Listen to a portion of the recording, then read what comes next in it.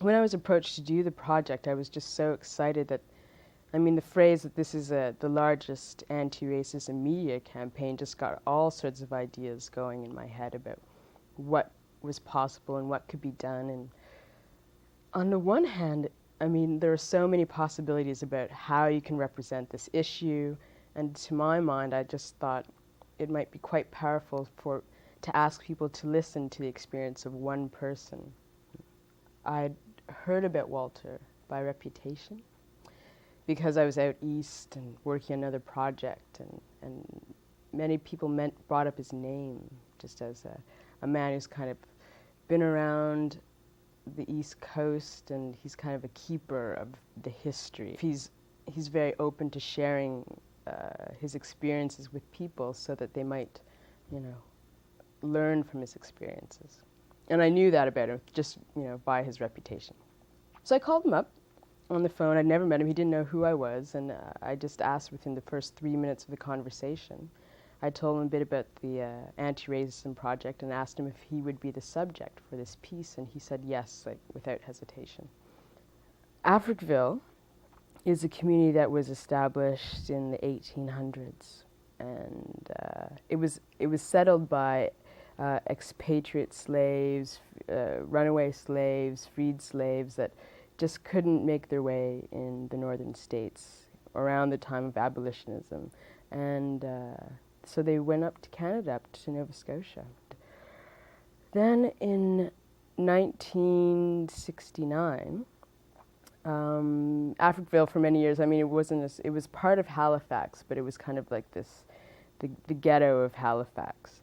And there was no kind of electricity, running water, all sorts of things. So in the name of urban renewal in 1969, the municipal government of Halifax decided they were going to relocate this community, that Africville and all its history, its church, its homes, people's homes were to be bulldozed, and everybody had to go move up these projects up the hill. But as a black person, as a Canadian, I was always struck by the fact that I had heard about this, and I don't know where, but it wasn't in school, and to know that there was this community of Canadians, black Canadians, that had lived and settled here, and I knew nothing about it. It really unsettled me in a lot of ways. I can recall a number of experiences, and I think the things that came to mind most strongly when I was approached about the project were things such as sitting in a classroom and being the only black student, and when the issue of racism would come up, it was always in a kind of double-edged manner, because when we would talk about racism, it was a bunch of people who were referring to this experience, and we would, for example, like reading Huck Finn, and the character of Jim.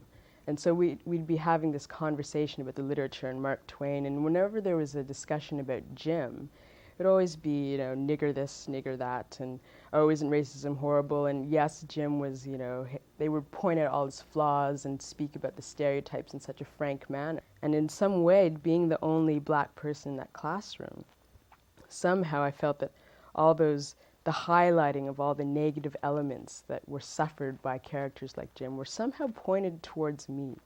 It's like, you should be able to identify with, yes, being called this horrible name or word, or identify with people identifying your attributes as derogatory or not worthwhile. And that was my classroom experience, is always talking about the negative aspects of being black and how difficult it was.